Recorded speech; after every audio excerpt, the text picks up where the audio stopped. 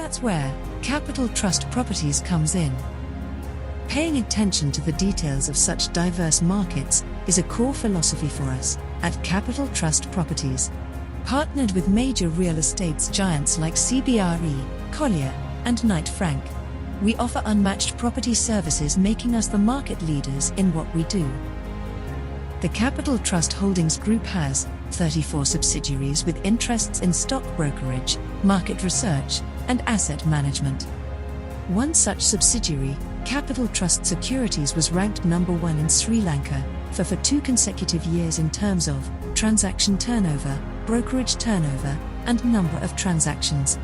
Furthermore, at the Asia Property Awards 2017 held in Singapore, Capital Trust Residencies clinched the prestigious awards for Best Condominium Development in Sri Lanka, Best Condominium Development in Colombo, and Best Residential Interior Design in Sri Lanka.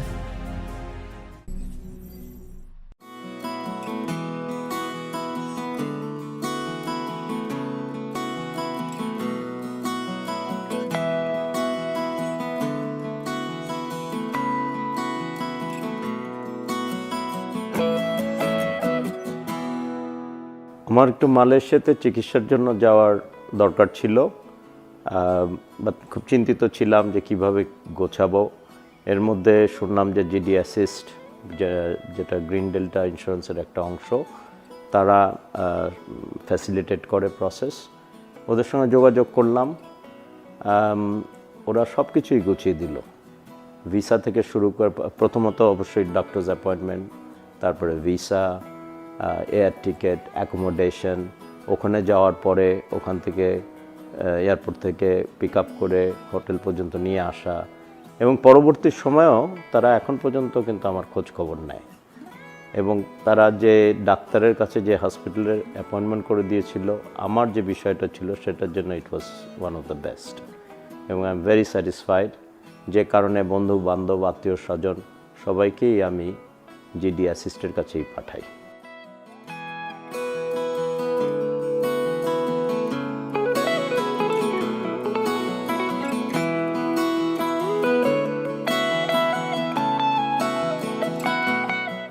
Welcome everyone.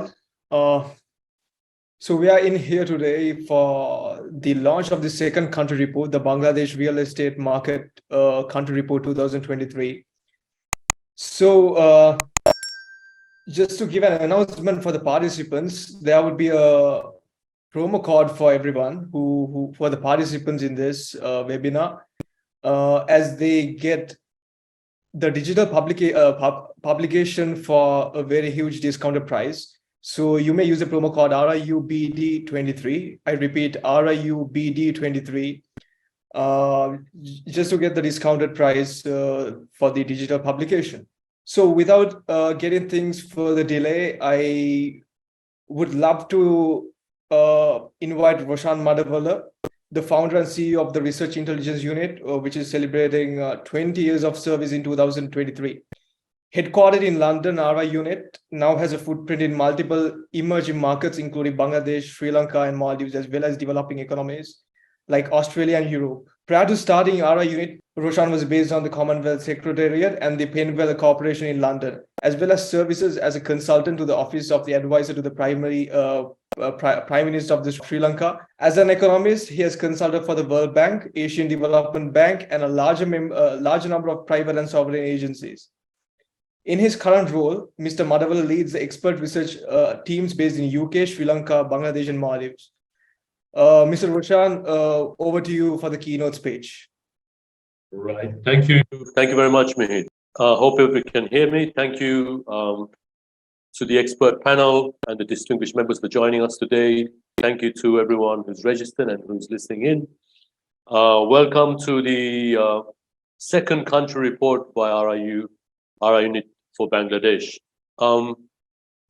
It is indeed a great privilege to be working in Bangladesh, because with all the interaction we have on a daily basis now and our visits to Dhaka, we see that the Bangladeshi people are an extremely unique and hardworking nation. a nation that has an unwavering attitude towards getting results and achieving results. And I think that is the fundamental story behind the success of this country, which its economic performance has certainly put it on the map in Asia, and I think particularly during COVID, the world, indeed, the growth rates, etc. So Bangladesh that has been on the radar of foreign investors for quite some time, and we are certainly very happy and privileged that we entered Bangladesh some 3.5 years ago now. In terms of real estate, what we have noticed is that there is a huge demand, particularly for residential real estate, but also for commercial and retail, which are all growing at tremendously fast rates. However, we didn't see many foreign companies in the capacity of developers as yet, but this is something we know is in the pipeline, and foreign companies are currently looking at entering into joint ventures or coming into Dhaka as developers. This brings us to the challenge. So whilst the market is great, we do feel that there is a huge knowledge gap. Foreign investors in particular and FDI needs to know what's happening, needs numbers, needs data on the pricing of apartments, for example, the different areas, the absorption rates, all of the above, land prices, commercial rates, everything. So we did not find anything available in the market. So this was part of the challenge, but also the opportunity for us and what we do at RIU. So we can really look at two types of data. We have fundamental economic data, which includes interest rates, exchange rates, inflation, the business environment, growth forecasts, etc. These all have a very real, significant, and indirect impact on real estate. And people who are experts can figure out how and what will happen when we monitor these parameters. But it may take hundreds of hours. So what we do is our team, we specialize in monitoring macroeconomic data and analyzing the impact of that on the real estate and its market segments. Then we have real estate data, and some of it we can categorize it as generic. So things like market shares, the value of the market, absorption rates in different segments, occupancy rates, lease rates in commercial, retail, etc. These again we cover on a basis, and then beyond this, I would say a third level, the tier one of market intelligence would be that bespoke information that only you would have, or one person, that would be very detailed. For example, if a developer is entering a new area, they might want to know what is the value proposition of buyers in that area? What is the competitor surveillance? How quickly are real estate assets selling in that geographic location? What are the socioeconomic factors, the economic infrastructure, rather, pipeline? How will this affect the market in the next 1, 2, 3, 4, 5 years? All of this is stuff that we do. So fortunately, we at RIUNIT, we love data. We love market analysis. We love playing with numbers, and we specialize in people to make the right decision when it comes to real estate investment. Whether you're an investor or a developer, we feel like what we do should align with you, and if it doesn't, then of course we will make sure we cater to the needs of the evolving needs that are there in the market.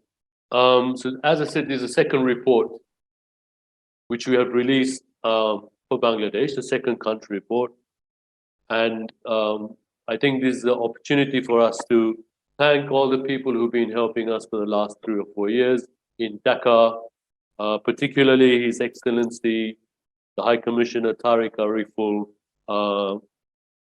Then we have countless consultants like Mr. Chowdhury, organizations from the Bangladesh Housing Association, REHAB, Real Estate and Housing, the Bangladesh High Commissions, the High Commission in London, who have been giving us amazing support right from the beginning, and the Bangladesh Investment Development Authority, again, BIDA, who have been helping us with this report, as well as helping us set up in Bangladesh, as well as the Chamber of Commerce, the Dhaka Chamber of Commerce and Industry.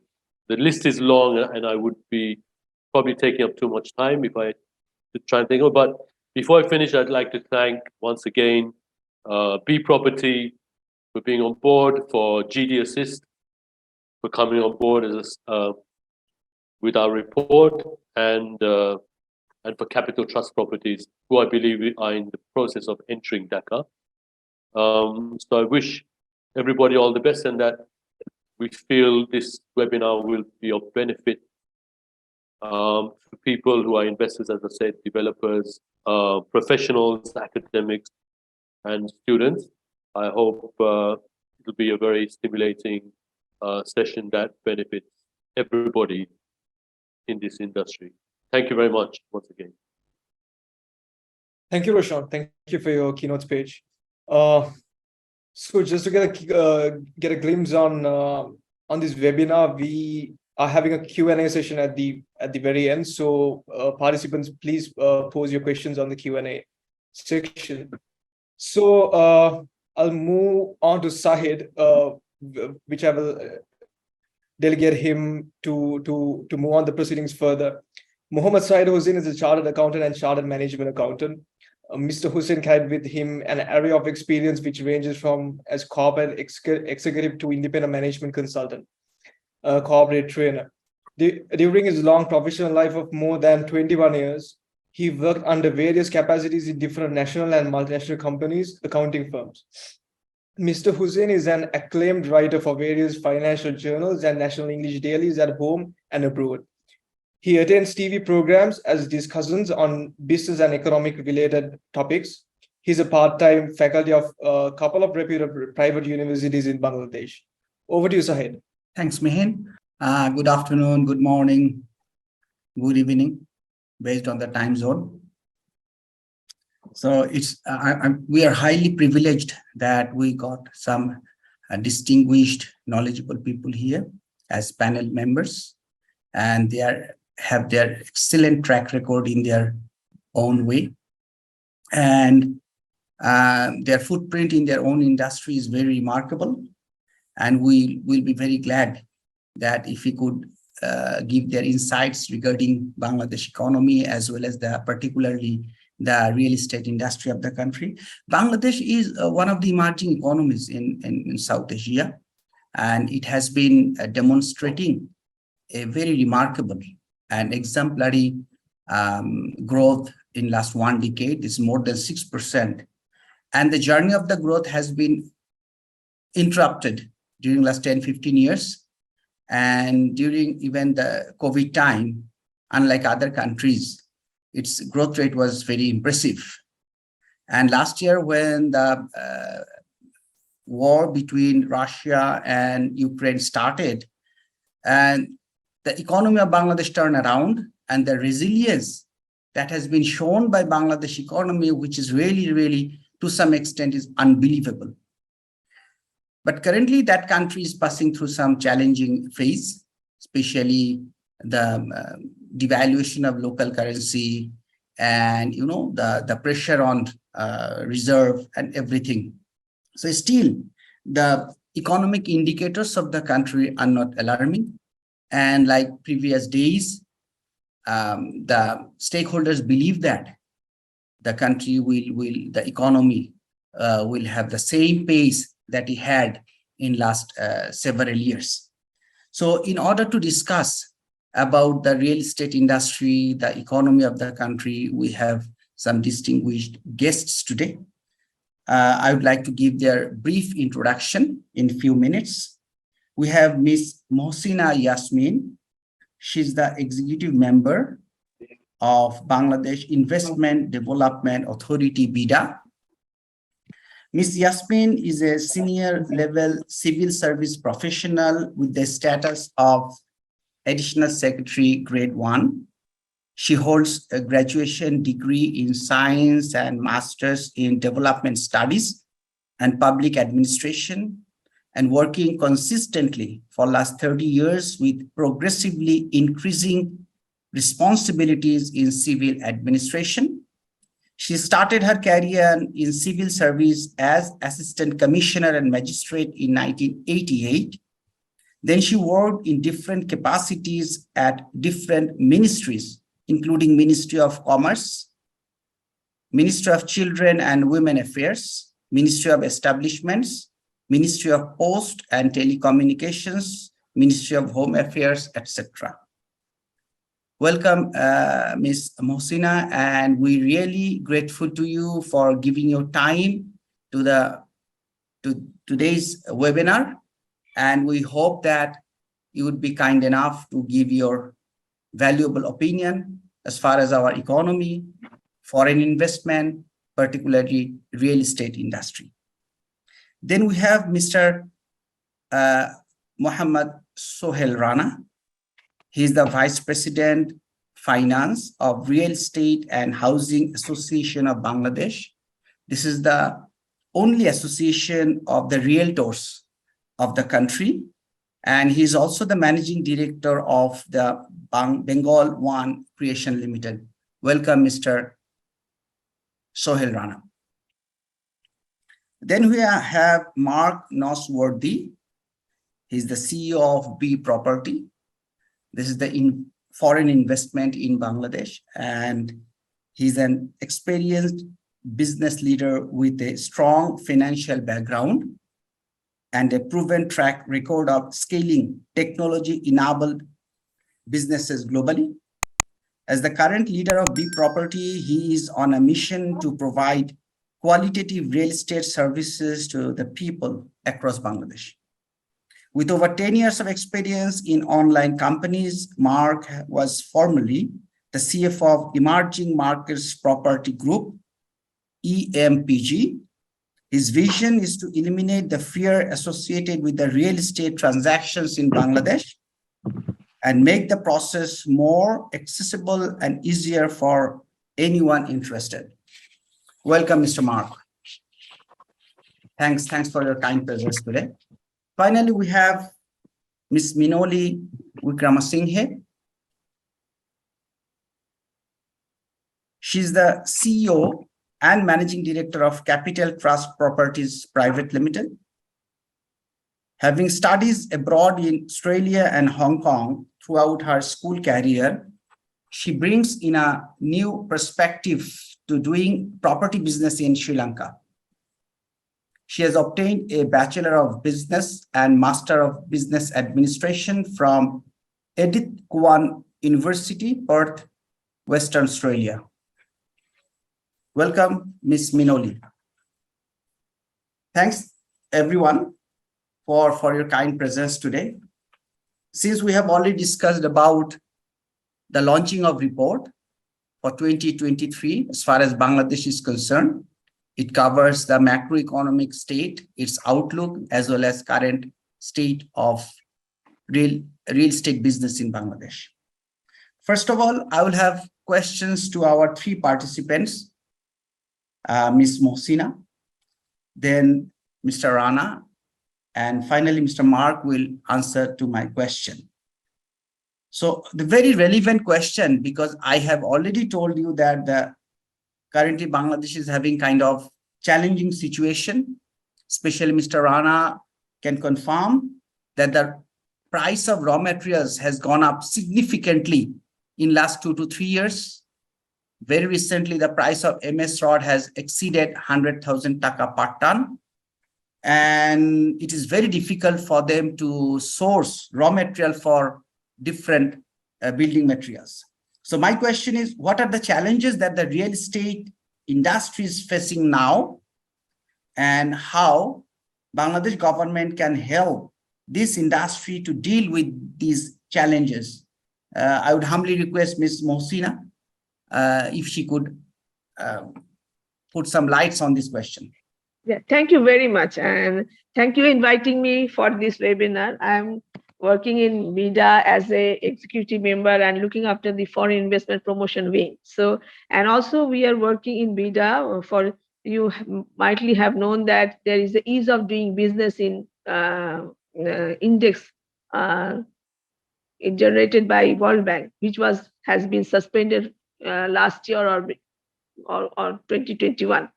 For that reason, we have initiated a homegrown BICIP program, which is Bangladesh Investment Climate Improvement Program, which will deal with easing the challenges investors or industrialists are facing in Bangladesh. In this perspective, I can say that the challenges the real estate industry is facing now because of the Ukraine war, because of the price hike of the materials. I think if the industry leaders come to us, tell us how they want to ease their business or process or their inputs availability or price reducing, if they come to us, we will sit with the concerned stakeholders so that we can try to have a dialogue with the stakeholders to ease the processes or the price hikes. That's what we can all do now, because this program has been, the program is designed as a way that the private sector will can give us their concerns, tell us their concerns, and we will take up these concerns to the relevant stakeholders so that something can be done, because our present government is very focused on increasing investment, private sector investment, and real estate industry is a very growing and thrust sector in our country, because we know we are a land crunch country and we need some planned urbanization, planned real estate development. So I think the industry leaders come to us, can tell us what are the problems they are facing in this sector, and we will work for them, go to the stakeholders or the ministries so that we can do something together. Excellent. Thanks, Ms. Mohsina. That point is very relevant. They can act as the facilitator, and whatever the problems that real estate sector stakeholders, industry insiders faced with, Madam has confirmed that she can help. Now I would like to ask Mr. Shohel Rana to answer if he could do that. Oh, thanks. Thanks for adding me in this webinar discussion meeting. I'm really glad to be here. First of all, I also thanks to Mrs. Mohsina, because of she is telling that BIDA can solve, BIDA can help regarding the problem and issues which are occurring in our real estate sector, which is creating the problems. Thanks her, we'll definitely go to her and we'll get some advices and ways how to resolve it. And the main problem now we are facing is that the material cost, whatever you were telling, the cost of the steel and cement and all other material costs have been hiked, and price have been hiked in the last 3 or 2 months is vigorously. 30% price or 40% price of the steel have been increased. Now it is 98,000 taka per kg, 98,000 taka per ton. It's too high compared to the other countries of the SAARC countries, as well as India and other SAARC countries, or whatever we found. It can be reduced at least 10 to 13 taka per kg easily. But I don't know what's the problem. A few days ago, we had a meeting in a Ministry of Commerce, and we raised this problem, and they are trying to resolve it, but it have not resolved. After that meeting, the price have been increased once again. So it is easy for them to increase the price, but not for us. Whenever we are going for a contract, we are going for an agreement with our customer, it is not possible to increase the contract price regularly or daily or after a few months or after a few weeks. So it's creating a big problem. So we'll definitely go to the BIDA and other concerned authorities to resolve this matter. And the second one, what we are facing, that is, we are in a problem for loan, means liquid money. We are not getting enough loan for the customers. It is not soft loan. The loan which we are getting, that is not fixed. It is increases time to time. Sometimes it goes 12%, sometimes 9%, sometimes 10%. So we definitely want some soft loan for the long-term purpose. And also, as well as we, as a developer, as because we are suffering from a lot of problems, that's why we need some construction loan. Means our working capital, we need some loans. This is the problem, and we are not getting it. It is a main problem. And another new issue has been come. You may know that it's the debt at the detailed area plan. And earlier the real estate law, Dhaka Imarot Nirman Bidimala, Miss Dhaka Building Construction Act 2008. It was easy for us to follow, but in the depth, so far we found it has become critical to build a building in a new land in some areas. The areas like the which have a small road or which are very congested area, the FAR have become very less, and so much less that we cannot develop over there. So there is a review committee have been started. They are reviewing on that, but it will take some time. But this transition period, what will happen? We cannot get enough project. We cannot take enough project because it is not confirmed how much we are getting in the FAR. So these 3-4 problems are our main issues. So hopefully it can be resolved. It can be solved for us, so that we can expedite our business and we can contribute in the GDP of our country. Thank you. Thanks, Mr. Rana. Now, Mr. Mark. Thanks, Zahid. Thanks for having me tonight or today, depending on the time zones. And I guess I look at this a little bit differently. So I guess the position that we have in the market is we came into the market in 2017. I think we've surveyed basically all the main cities of Bangladesh, complete data on most properties that are in the market. We understand price trends. We understand the demand in the market. And I tend to look at this firstly from a consumer point of view. So I think everyone knows, and I'd agree with Ms. Mohsina around that this industry is critical to the growth of the country. Like, I think both from a real estate sector as well as the adjacent sectors that real estate are involved in, it's critical to the continuing growth of the country that I guess we all get this right, and we continue to grow the industry. But how I look at it is, what's the demand after? And what we see at the moment, and we've seen this for honestly probably 5 years now, is that there is a significant demand in the market that's not being satisfied by the existing product. And that's one issue. And I know what the next comment would be, which is, okay, how do we build that product and the affordability of?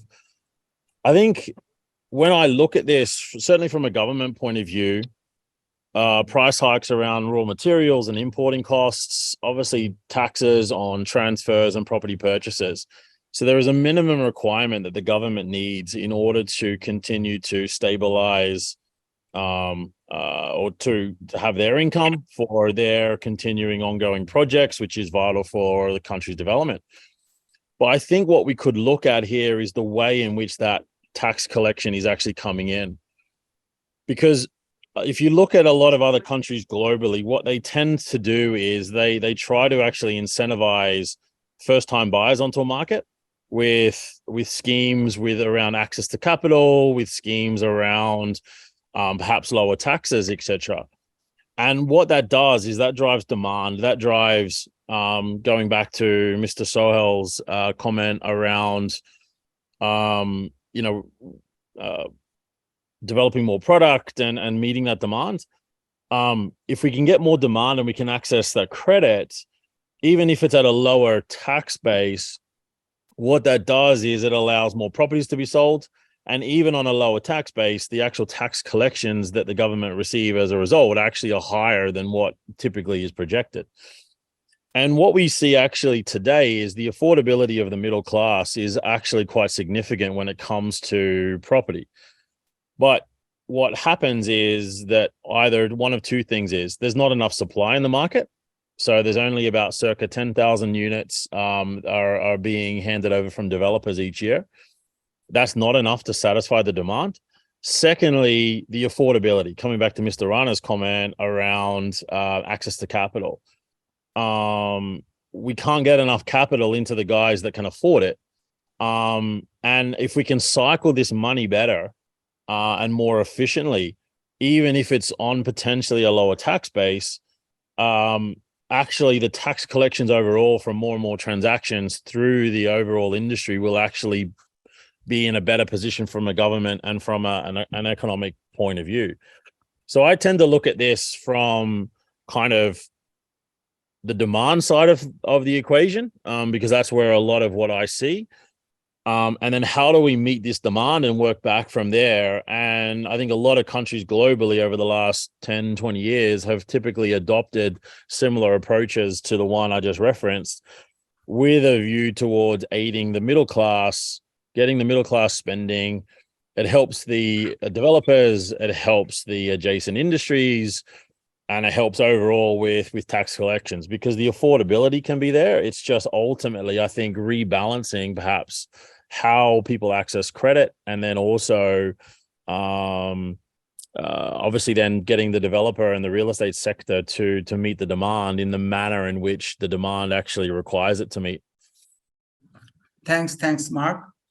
It's true that the cost of fund is very high in Bangladesh compared to the other countries. It's for retail investors as well as for realtors. 9% is really high.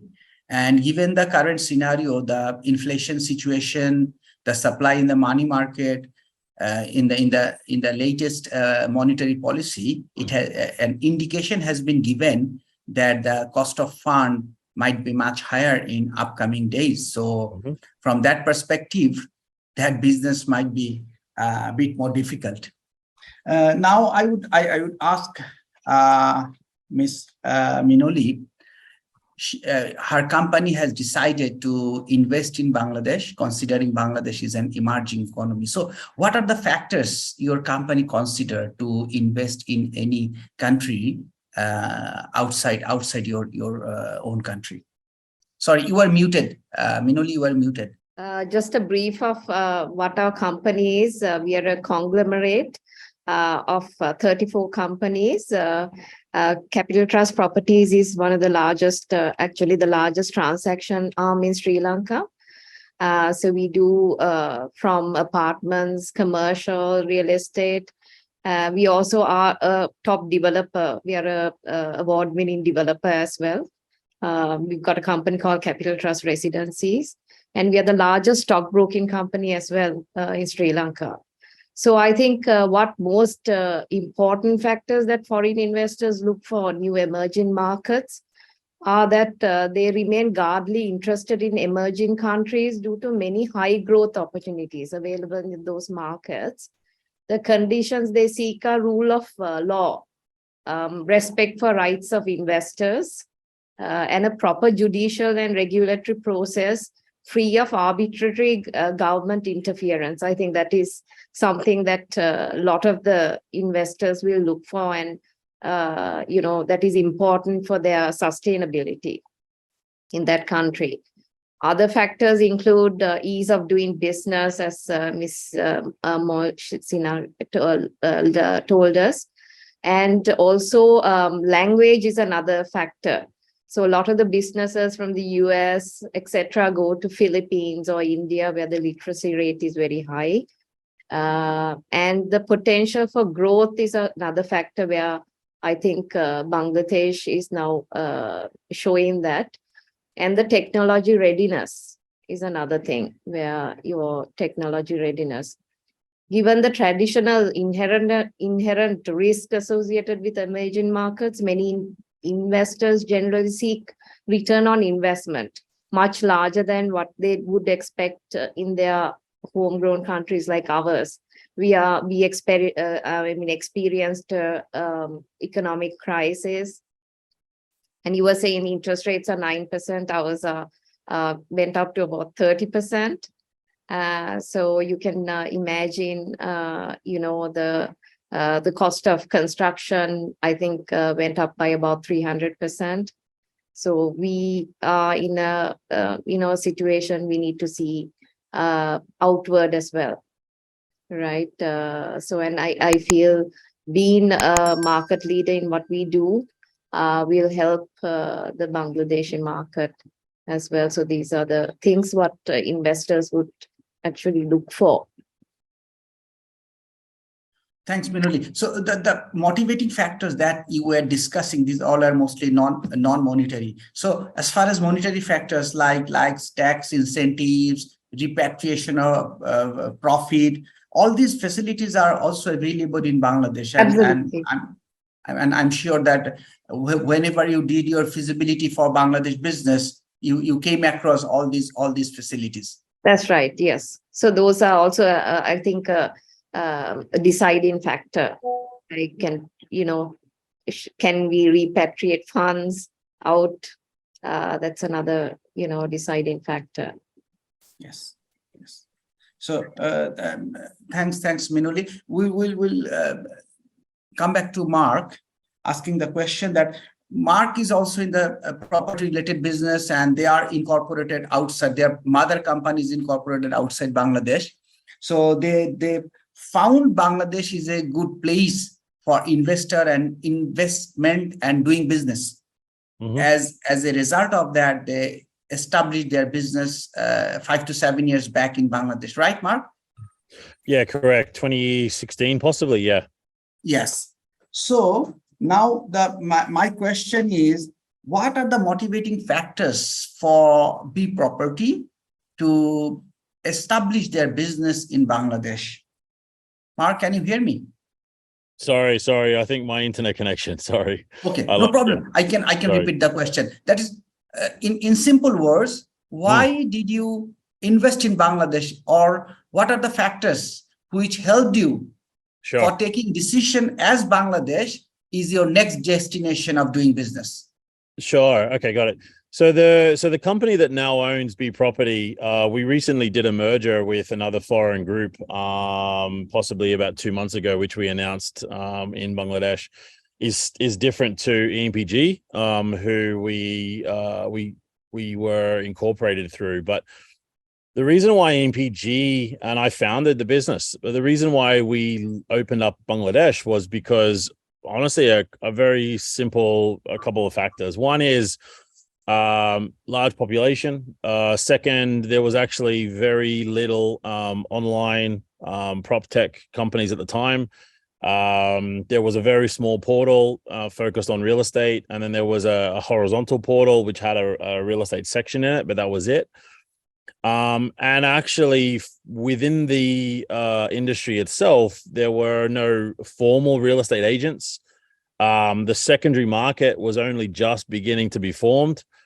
And we felt that, having worked through other emerging countries to help develop real estate solutions long term, that we could, over a long period of time, work with the key stakeholders within the industry in order to help develop the industry with a view to improving the overall situation for Bangladeshis as a people group, right? But that was as simple as the investment decision was. It wasn't any more complex than that. We believe that you've just got to go into a market, get your hands dirty a little bit, and just work through solutions. And that's basically what we've done since 2016. Excellent. Yeah, that's very true, that especially as far as secondary market is concerned, because there's a transaction between two individual parties. So there's a fear and there's a kind of mistrust among the parties. There is no dependable authority who can bridge these two parties. So in in that backdrop, the presence of Bproperty gives a kind of confidence to both the seller and the buyer. Sure. So from that point of view, yes, the presence of Bproperty is a huge relief for the buyers as well as sellers in the secondary market. So since you have presence in different developed countries, so Bangladesh, the age of Bangladesh is only 50 years. So that country needs to go a long way to become a mature country, to be a well-regulated real estate industry. So what are the areas you think that Bangladesh real estate industry needs to improve so that that industry can be sustainable and it can have a consistent growth over the years? Sure. Like I honestly think that like if you look at demand at the minute, so if you take Dhaka alone, there's the demand for about a couple million properties, formal demand for about 2 million properties, in my opinion. And as I said, I think we're in a position to be able to hand over and build about 10,000 a year, right? So that ratio is largely let's say inefficient, and there's a lot of challenges that Mr. Rana, referenced with regards to, developers meeting that level of demand. But I think that in order to really get a long-term growth out of the real estate sector, I think you've got to build a secondary market. You have because developers are just never in any market going to be able to keep up with that level of demand. And it doesn't matter whether it's Bangladesh, it doesn't matter whether it's, a developed country. You have to have a strong secondary market. A strong secondary market actually aids the developers. Why? Because, what happens, and if you think about this in the context of, any country, and the evolution or the maturity of us as people, right? So typically, in most countries, you'd buy your first house, you might renovate it a little bit, it'd be pretty small, it might not be in the best area that you want to live in, but it's your home, right? And that's your pride and joy, that's your security. But at some point you will outgrow that because you'll start a family and life takes its own course. You might either move cities, move to a different part of town based on work or other factors. And so you would then sell and then you would buy again. And that equity growth over a period of time, because long-term real estate's a very, very strong, secure investment, actually then allows that that equity to be then invested in another property. Now, ordinarily, most people don't buy their first home as a brand new property, right? That's typically not where people go. And so if we can but what they want to do is they want to invest in real estate and therefore invest that equity growth over a period of time in a new property at some point, when they're perhaps a little bit older and more mature, their affordability is larger, etc. And I think what we've got to do is get that secondary market and what typically is referred to as a property ladder built in and introduced in the country. Now, it's not a short-term fix. It's something that develops over a number of years.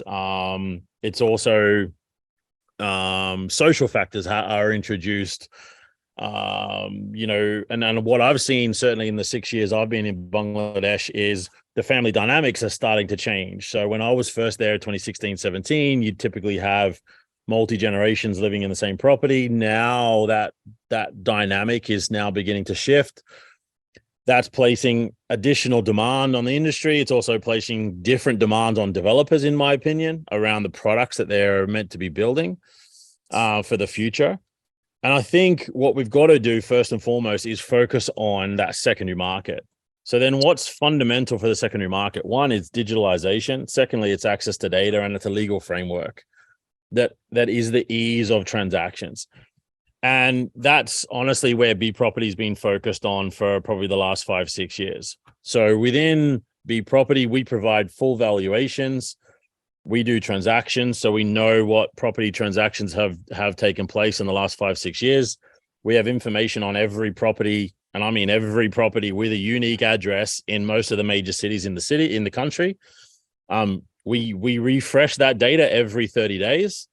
We use that for the purposes of our buyers. We use that for the purposes of our sellers to help try to create a more developed pricing structure. We then work through the legal process as best as we can, with a view to trying to make that more efficient. But you know, it's not just our responsibility. We've got to work with the different stakeholders, and we do, in order to develop this. But for me, I think it's, and then now we've started working with banks around access to financing, better understanding of KYC of buyers, affordability of buyers, etc., with a view towards helping them make more informed, better decisions, so that it reduces their risk profile on defaults, on potential defaults in the future. And so for me, if I looked at the building blocks within an industry, I think it's data, digitalization, the legality of and the ease of transaction, certainly to introduce that secondary market, because I genuinely believe that secondary market will then start to drive and feed into the primary market or the developer market in the coming years, because of that equity growth and that investment that people are wanting to make, and they will continue to make. Thanks, Mark. Especially if the secondary market is strong, then people will consider investment in real estate is really an investment, because as 100%. and when they need Because the money, you can sell it. they can Yeah, liquidate it and 100%. invest that money somewhere else. Thanks, Mark. And I'm sure the people working in Bproperty, especially at market level, they are not only salespeople, they are property consultant even. I came across those people, and they know what is the value which can generate from that property, and what are the challenges, what are the benefits. They are really, really very much hands-on. Thanks, Mark. I'll come back to Ms. Mohsina. Madam, government is really, really struggling, and they are helping all the way to increase the remittance. And we have seen a very good response in last few months, that the remittance is rebounding. And also we have seen in 2022 a record number of people, workers, they left Bangladesh, which is 1.1 million, and we expect that the impact thereof will have a kind of positive impact on our reserve in subsequent months. So definitely, remittance has a positive impact on real estate business. So my question that we can see that diaspora have played a major role in driving currency inflows recent times. So how important? To me, that's important, but how do you see that remittance of expatriates working outside the country can impact make the property market vibrant? Yes, of course. Most of the cases I know, all of us knows that the work NRBs living in outside country, temporarily living outside the country, they maximum they use their money or their fund in buying houses. It was well known, because they don't want to go for investment. But they find it very safe to invest in buying property. Most of the cases, the investors, the NRBs or the temporary workers working outside Bangladesh, they invest their money in buying land or property, because this is the most safe investment and risk-free investment and easy investment.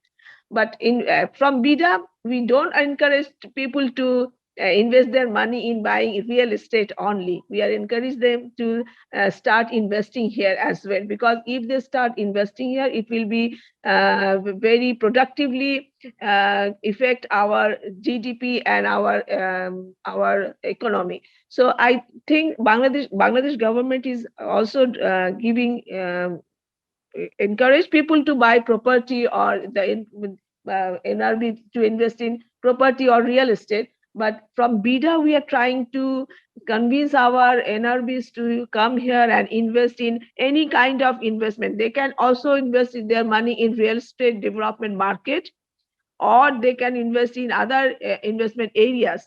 So from BIDA, we don't exclusively encourage people to buy real estate properties in country.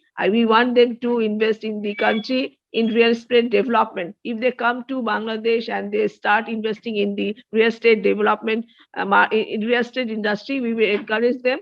We will give them in every facilities they want from us. We do have some information service. We have online OSS service. They don't have to invest, register their in project from physically. They can do it from outside the country, from the laptop. So BIDA alone give 18 services from on OSS, from OSS. Also, there are 23 other agencies who are integrated with us with our online OSS service. They can take these services from their laptop, from their home. They don't have to come to Bangladesh. So I think if the diasporas living outside the country, if they come and want to invest in real estate industry or any other industry, BIDA will be at their service anytime. Thank you very much.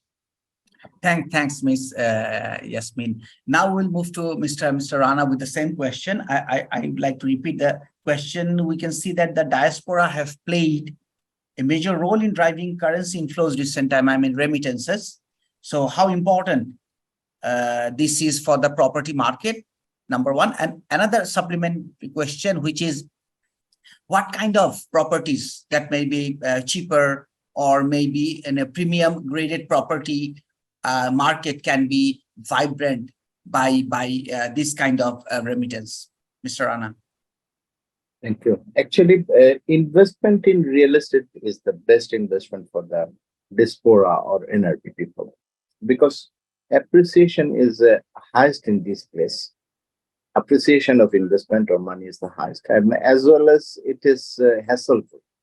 If somebody buys some apartments on land, then appreciation will become automatic, nothing to do for him. So, but fortunately or unfortunately, whatever you see, the NRV investment in real estate is not as much as in the other country, which we can find in Canada, which we can find in Thailand or UAE or other places, whatever we are seeing. But in Bangladesh, for I don't know what's the situation, what's the reason, main reason. Maybe the law is the main reason, or other things is the main reason. But investment is very less, very few. If investment increases in the real estate, what will happen for the country?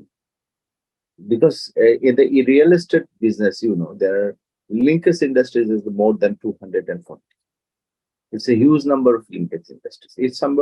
If any NRV invest in the real estate, then all the linkage industry will be the fruitful, because they will get the orders, they will supply the materials, and the GDP will automatically increase. And at the same time, what is happening, the people who are staying or already they have been established or they are staying in outside of the country, they're not coming back very soon. That's why investment is getting less.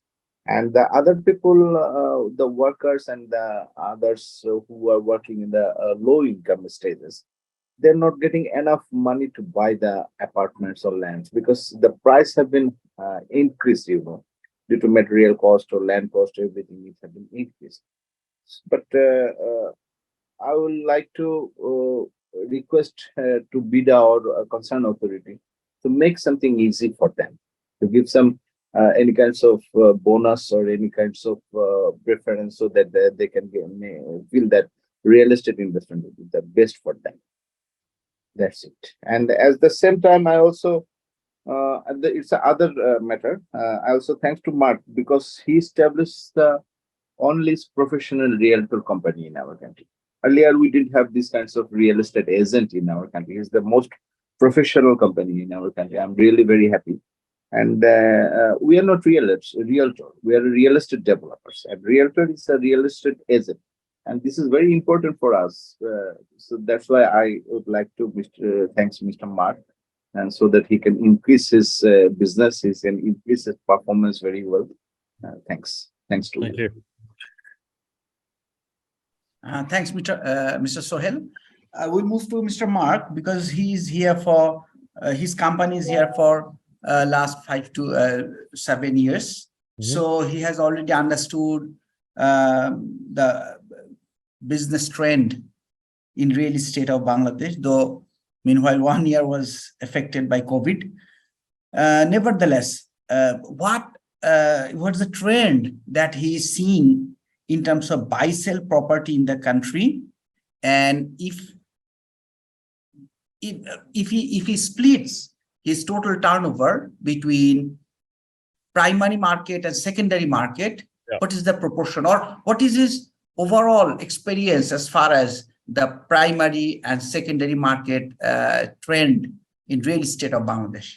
Sure. Okay. I'll try to not talk for too long because it's a topic I'm quite passionate about. So I guess for Bproperty's sake, so we majority of our revenue actually comes from secondary.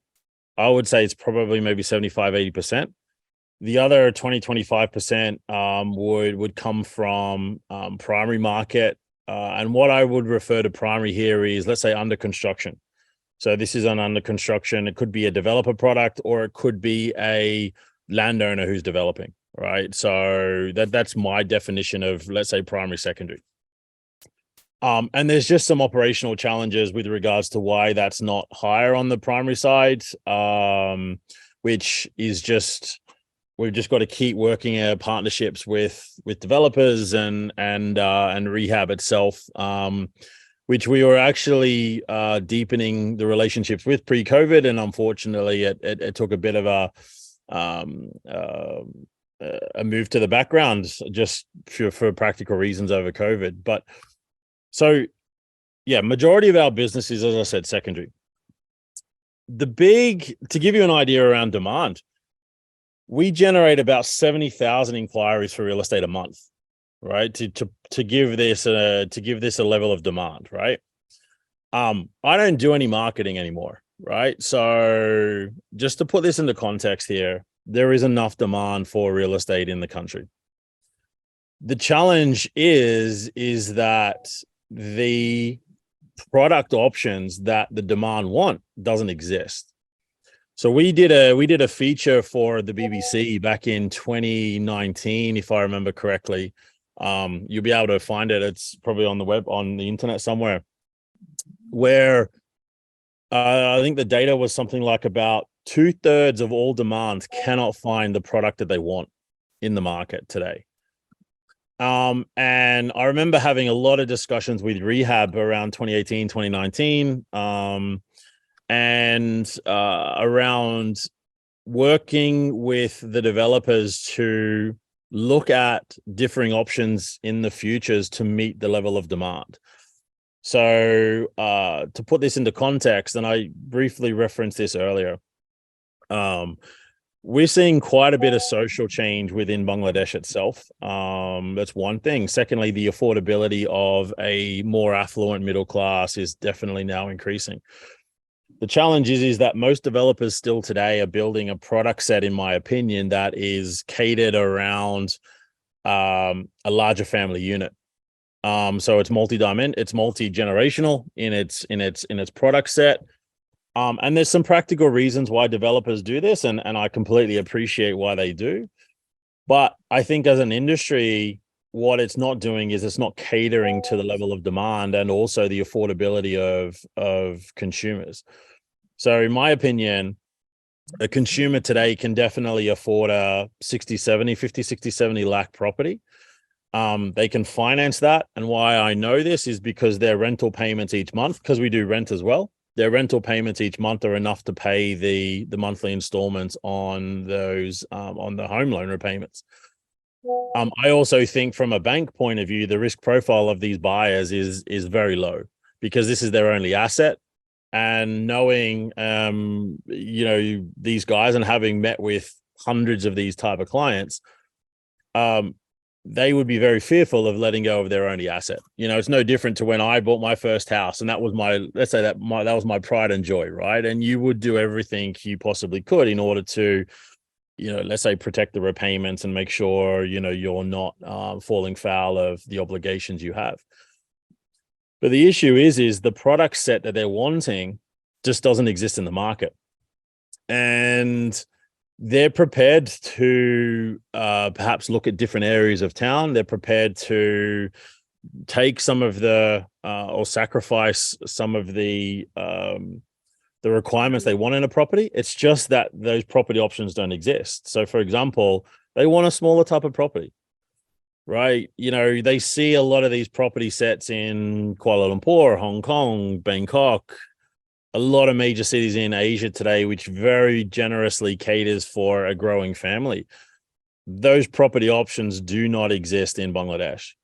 And so when you then look at, you know, the affordability for me of property in the country, for me, it also comes down to the developer's responsibility around providing property options for that price range. So instead of having a, let's say, a 1,500 square feet property for 90 lakh 1 crore, have a 1,000, you know, square foot property, 900 square foot property for 60 lakh, 70 lakh. And that is actually what the demand's after. And the challenge is obviously this is not an overnight fix. We're not e-com, like an e-commerce business that can just go next door to India or China or Vietnam and produce the product and bring it, you know, bring it in and sell it. It takes this forethought to look at the industry and the challenges today and say, okay, where do we want to be in the next 2, 3, 4, 5 years? But that's something that we need to solve. That's something that, you know, even, you know, Bproperty, we're actively now looking at, because if other people are not going to solve it, well, we're going to have to, right? Because that's genuinely what our customers are after, and that's genuinely what the demand's in. And like that's where I would say what's the key kind of change, in my opinion, in the industry over the last 6, 7 years. It's actually the demand and the product set that people are now wanting today, which I think is different to when I first came in, definitely different to where it was 10, 15 years ago. Thanks, Mark. MIinoli has been very good listener till now, because she is going to invest in Bangladesh. So getting insights about Bangladesh business would be very, very important, critical for MIinoli. Now, MIinoli, could you please tell us that what kind of products you offer to your customers in Sri Lanka, and what is your plan for 2 to 5 years, which you can share with us to understand the consumers of the country? Okay, so what we do actually is in Sri Lanka, we are actually, in terms of commercials, we do the rentals, like Mark's company, we do the rentals as well as sales of commercial properties. So we are tied up with all the grade A, B, C commercial landlords. In terms of apartments as well, we are tied up with the tier 1, 2 apartment developers, as well as we being a developer as well. So we actually cater, I mean, we do the entire spectrum of the real estate in terms of helping the clients with their lease agreements to, you know, finding the tenant, even fit outs, doing the fit outs. So the entire spectrum of these things we do. And we also help developers, even other developers, with what the market, like Mark says, what is the current demand in the market. For example, even in Sri Lanka, you know, the purchasing power has decreased due to inflation, high inflationary pressures, and interest rates are way high, right? So we see people can afford smaller apartments, like studio apartments. So a lot of the research we do and then, you know, pass on to a lot of the developers. So we have been very active on that, and a lot of the multinationals come through us in Sri Lanka in terms of leasing, doing the due diligence, all that we do. So in terms of entering Bangladesh, we will probably come as a real estate agent because we are fully fledged in that and have the expertise in that. We also have the financial knowledge in terms of, you know, we have the largest stockbroking company in Sri Lanka. So in terms of how feasible things are. We are good at that, doing that due diligence as well. First we'll probably start with the real estate arm, and then we'll see the other spectrum of services that we can offer. Excellent. Excellent. So I think that with the joining of your company, Capital Trust, that will give more confidence to the consumers, potential buyers in the country. One is Bproperty is there, then Capital Trust will be there. So there will be fair competition, and customers will be happy because they will get more professional property consultants in place, and definitely different kinds of ancillary services, supports, as well advisory services will be obtained therefrom. We are very close to the end of the program. I have another question to MIinoli before the program ends. So I'm sure that you have done a kind of research on Bangladesh property market before you decided to step in. So do you think that there is a gap of demand and supply as far as property market in maybe in secondary or primary market of Bangladesh, or whether adequate supply is there for different income groups of people of Bangladesh? MIinoli. Okay, like the country now in Sri Lanka, we are experiencing a very different situation where there has been an economic crisis. We're just coming out of it. Our interest rates are from 9%, it shot up to about 34%. Now it's settling lower. Then our liquidity again, there's no liquidity in the market. So the demand has been really low. So I feel that everything depends on the demand and supply, and how affluent the local population is. So that is one thing. And in times of a global recession, obviously the purchasing power reduces, and people tend to rent rather than buy. I think Mark will know more than me because he's on the ground on that. So that's what we see here. The renting improving, the rental rates going up. And for some time, we've actually not had new developments coming in because of the cost has, escalated to 300%.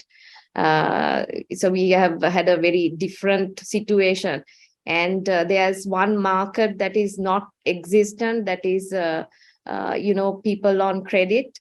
So it's all people who have cash in hand or whatever that can buy properties. So it all depends on disposable income, and because the disposable income reduces at this time.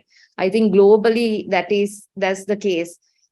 You take the US market, you take the UK market. UK market, the rentals are going sky high because that's what's happening. And it also depends on the absorption and supply of apartments. Now, like Mark said, it may be that, the demand is not matching what is in supply, because at this time people can't afford, or they just aren't willing to put in money, because in terms of interest rates, it may be high enough to put it in a fixed deposit. So that is another, scenario. But given Bangladesh's strong economic growth and its affluent population is expected to grow at fast rate, which will be actually positive impact for apartments as well, and the overall real estate sector. That's what I feel. So overall, I feel that, the bad times are over and the good times will come in. And also, like Mark said, we need to see, smaller studio apartments, that sort of thing, maybe the demand of the day. Yeah. Thanks, MIinoli. Going back to Mark, because you are in this country for more than half a decade, so you could tell from different perspective that the demand and supply. Yeah, sure. I think Ms. MIinoli is correct. Albeit, Bangladesh is not having some of the same macro challenges that, say, Sri Lanka's had, right? So, which I think like I've not been on the ground. It's actually a country that I love. I've been there a couple of times on holiday, and I think it's a beautiful country. But unfortunately, it's had its challenges in the last probably 12, 18 months. But I still think that a lot of the buyers in Bangladesh are still very much driven from cash. It's a cash buyer typically still. Yes, there is a mortgage market, but it's still traditionally cash buyers at this stage. That's making up majority of the transactions, and just with the rate of inflation, that rate of inflation is outpacing what you would typically get, on a deposit. So I still think that even at the rates today, it's still worthwhile investing into real estate, because you may as well just have the capital appreciation in those assets. Because inflation's still going to eat away at your cash, really. So obviously it's a balance because cash is always king. It's security for either a business or an individual. It's no different, but we're still seeing a lot of demand for both purchasing and renting. What I would say, though, is I think more and more people are looking at secondary than they are at primary. And Mr. Rana alluded to this earlier with the fact that developers are slowing down either new constructions, even handing over projects because of either affordability or also as prices are increasing. Like if they're not having to sell, we are aware that some developers are just sitting on an asset because it potentially could be worth more in 6 months' time than it is now. And as a result, I think people are still looking at now secondary more so than primary. Also, secondary has more confidence in it because I can touch it and I can feel it today. Primary, I might have to wait 12 months, and even then maybe it's a delayed handover or you've got some of those challenges. So we are seeing that secondary is increasingly becoming an option. And price-wise, this is efficient as well. It is, correct. It is. The main challenge on secondary is documentation and the legal process, in Bangladesh. I think when we first came to the country, I think we were estimating that as much as 1 in 2 properties had a documentation problem. Either there was missing documents or, potential fraudulent documents that we had to navigate. And that's why we've got a fairly large in-house legal team that navigates a lot of this for us with the various different government associations, or government departments, should I say. But that's the challenge on secondary, is navigating some of these challenges, because a property might exist, be available for sale, but documentation's missing, which then creates a bit of uncertainty and a few challenges for the transfer. So demand is shifting to secondary, but also there are now some other operational challenges that we have to navigate, that we're continuing to navigate, but still seeing demand for sure in the market. Thanks, Mark. My question to Mr. Shohel. The question is asked by many people that, sorry, we can't buy any property because the price of the property has gone up significantly. So middle-class people, this is out of the reach of middle-class people to acquire any property currently in Bangladesh. So as a representative of REHAB, how can you evaluate this kind of remark of the potential buyers? Mr. Shohel. Yes, I appreciate these kinds of comments, because this is the truth. Because the price of the materials and as well as the land have been increased vigorously the last 3-4 years. And the construction costs now become in such a position that the middle class and lower middle class would not be able to buy these kinds of property, But due to our land problem, the criteria and characteristics of our land, we cannot construct the affordable housing in our country. Affordable housing only can be constructed in those places where government or other agencies give the land in a low rate. But we are the developers of Bangladesh are taking the land in a very high price. We have to give some a very good ratio to the landowners as well as the big cash money. Yes, So that's signing why money. price of the apartment are getting high. So it is really becoming tough for the middle class group. But it is possible. It is possible so that if we get some soft loan credit line from the World Bank or ADB or any kinds of financial institute, with the soft loan likely free, it should be for the long term. It can be like 30 years or 25 years term, and premium should be very less, so that the people who are living in the Dhaka city, the premium cost installment amount will be as like as their rent of the home, so that they can buy the apartments. Yes. We are also talking and working with ADB board in this case, and they are giving us some ways and ways.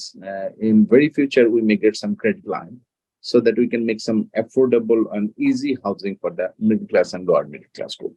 So hope for the best. Thank you.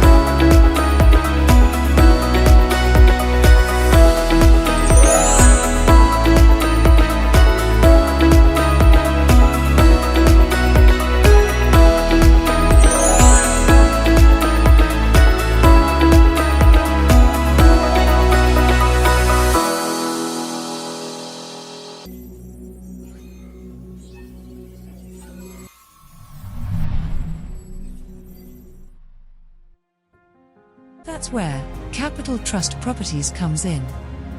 Paying attention to the details of such diverse markets is a core philosophy for us at Capital Trust Properties.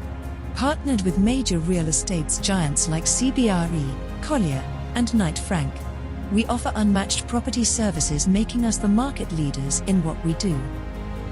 The Capital Trust Holdings Group has 34 subsidiaries with interests in stock brokerage, market research, and asset management. One such subsidiary, Capital Trust Securities, was ranked #1 in Sri Lanka for 2 consecutive years in terms of transaction turnover, brokerage turnover, and number of transactions.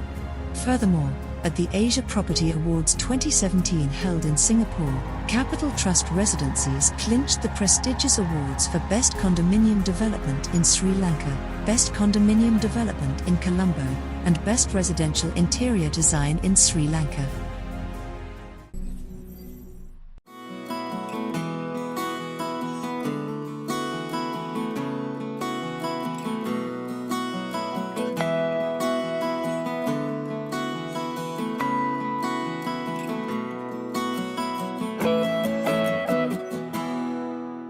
আমার একটু মালয়েশিয়াতে চিকিৎসার জন্য যাওয়ার দরকার ছিল, but খুব চিন্তিত ছিলাম যে কিভাবে গোছাবো। এর মধ্যে শুনলাম যে জিডি অ্যাসিস্ট, যেটা গ্রিন ডেল্টা ইন্স্যুরেন্সের একটা অংশ, তারা ফ্যাসিলিটেট করে প্রসেস। ওদের সঙ্গে যোগাযোগ করলাম, ওরা সব কিছুই গুছিয়ে দিল।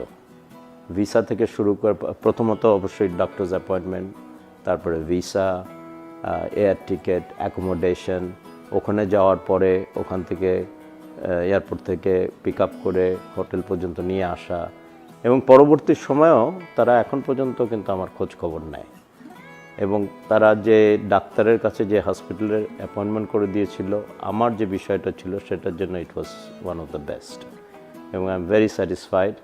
যে কারণে বন্ধু বান্ধব আত্মীয় স্বজন সবাইকেই আমি জিডি অ্যাসিস্টের কাছেই পাঠাই।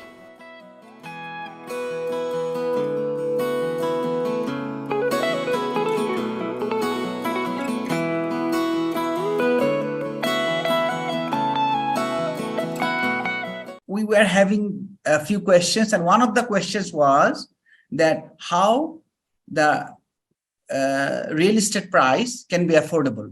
And a part of the question has been answered by you, because if any loan is obtained at a low cost, then the product price will also go down. So we are almost at the end of the webinar. So my last question, and everybody will, I request all the guests to respond to this question. Actually, for adding, Mr. Zahid, for one thing, please the price will not get less, because due to material cost and lab cost. What will happen? The affordability and capacity of the buyer. I'm talking about the total cost, including the interest, cost of acquisition. Yes, it is. Altogether, that will be affordable.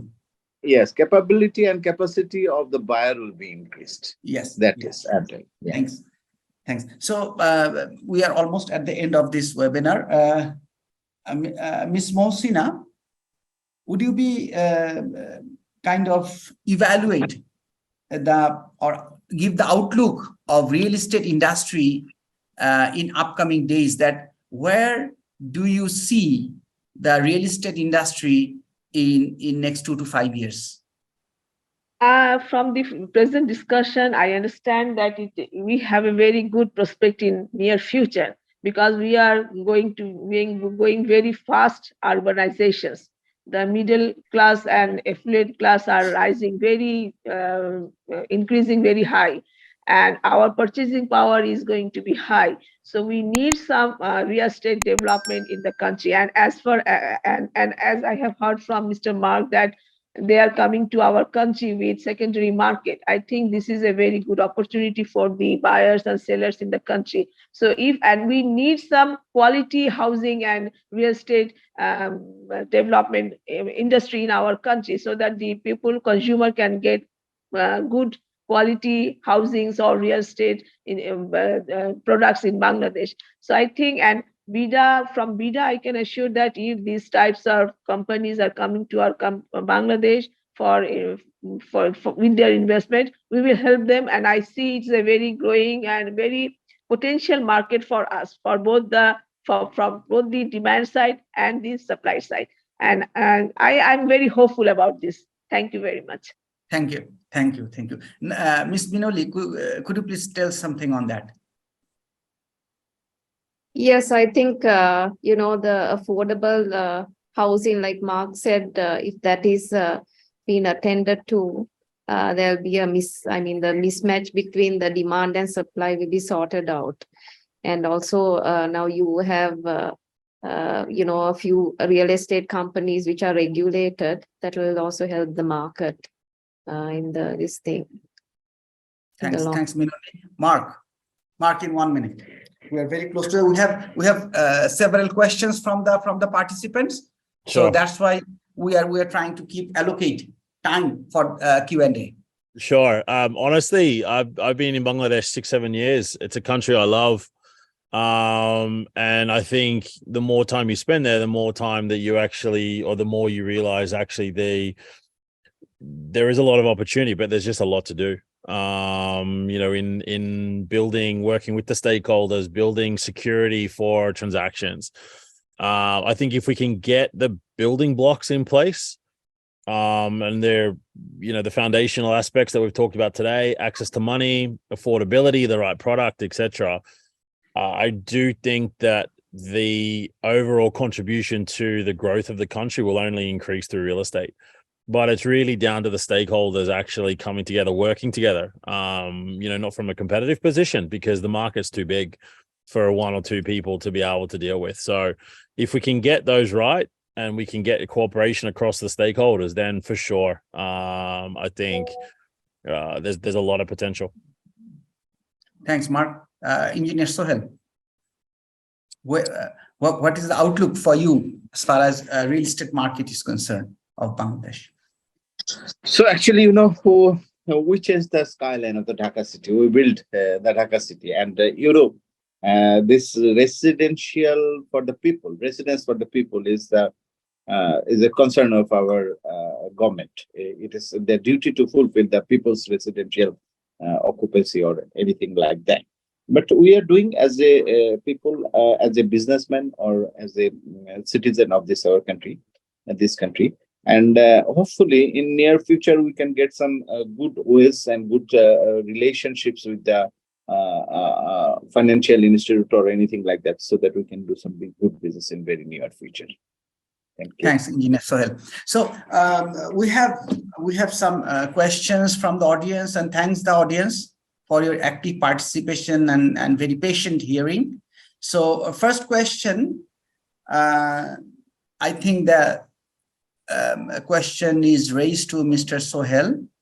Do you think banks or non-banking NBFIs should give more loans for affordable home, rather expensive home? Very relevant question, because currently banks and NBFIs, lenders are giving money to those who are having the capacity to repay.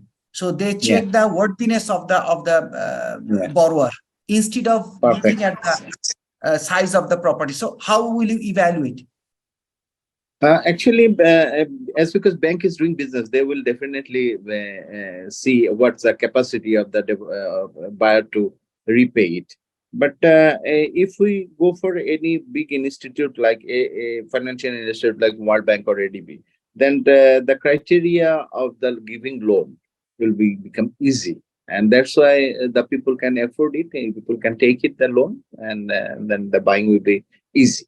So we are really eager for these kinds of loan, which is whatever I found in India and Pakistan, I have seen, and we have spoke with the World Bank people and the ADB people that they are very much good, and their performance was really appreciable in that places. Exactly. So we hope something in this place. Yes.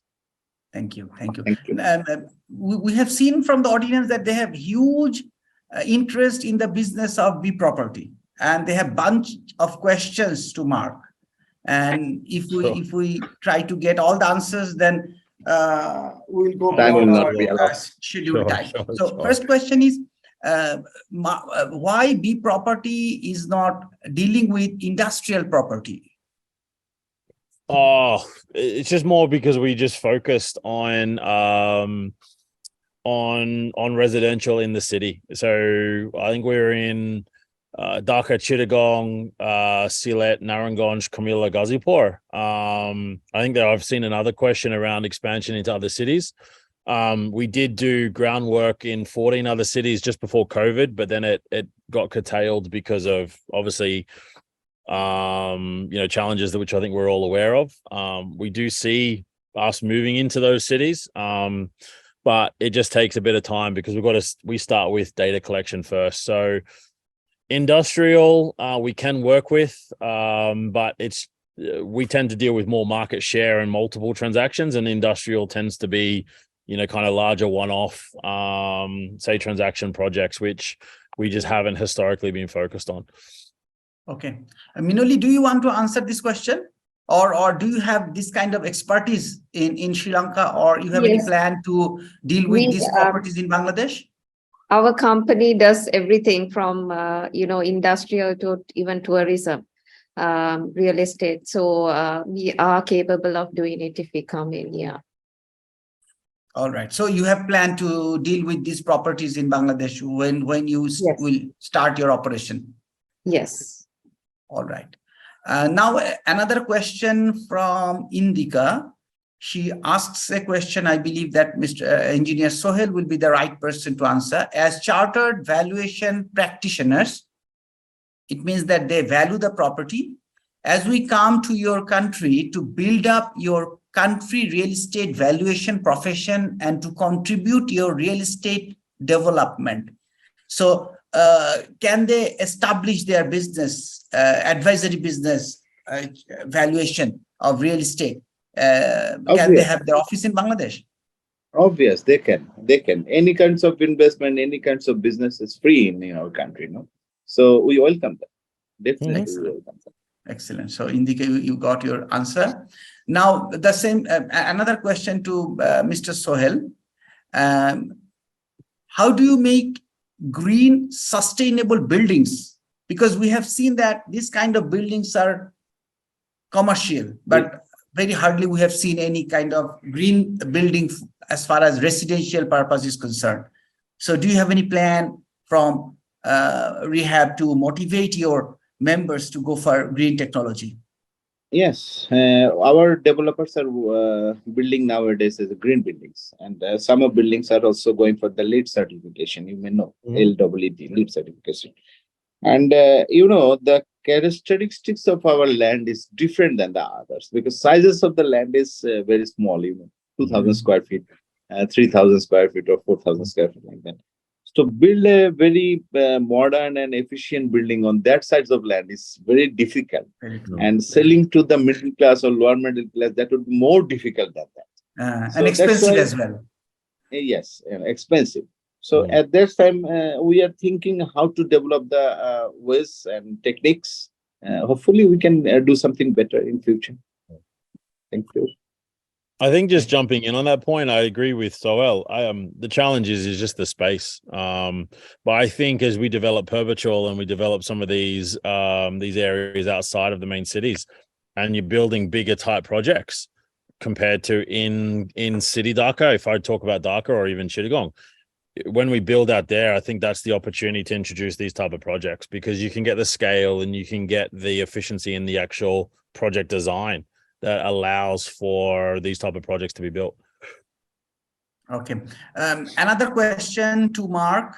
Do you have any plan to expand your business in Jessore, Barisal, sure. and Rajshahi? Yeah. Do you know these places of Bangladesh?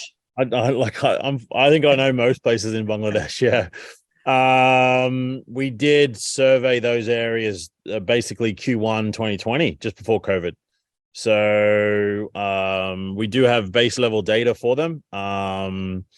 It's possibly on the roadmap. Let's see what happens in kind of the next 6-12 months. So you won't share the answer with us because MIinoli is there. Oh no, to be honest, I don't mind. I don't mind because as I said, I think the research finding free. No, that's fine. The market's that big that you honestly you can't have just one company building the market. Like it's just not like it just wouldn't happen in my lifetime, right? I'll be honest. So you need that's what I said. You need the stakeholders to come together in order to be able to deal with it because the market, the demand, the requirements to drive the country forward is that big that you cannot just rely on 1-2 companies really. So even myself and MIinoli, I'm sure if we tackle this problem together, we're probably still not even big enough, right, to be able to do it. So those things don't worry me too much. Okay, so we are the other questions that was raised by different participants, but Mr. Shohel, I'm not seeing him. Perhaps he has another appointment. That's why he left that webinar. So I'm going back to Mihin. Mihin, you were there? Thank you, Zahid. Thank you. It was awesome. And a big thank you to all the panelists and most importantly to all of you. So I think the participants of this webinar got very much insightful, and also it was a very thought-provoking session. Getting insights into enabling the investment pipeline towards Bangladesh real estate market, getting to know about the trends and other investment opportunities as well. So it was really enlightening session, and most importantly, I would like to thank Mizan and the research team in Dhaka, which did a great contribution towards this publication and organizing this event. And also, I would love to thank all the members of the Research Intelligence Unit and just the announcement of the promo code, which the participants would get the digital publication for a very discounted price. The promo code would be RIUBD23. So with that, you can get the digital publication at a very discounted price. So moving on, I think that's it. I'm Hin from the research team. I'm a member of the research team. So hope to see you back in the next launch and the next market research report. So I'll be signing off from this webinar. Cheers. Take care. Bye. Thank you very much. Thank you, everybody.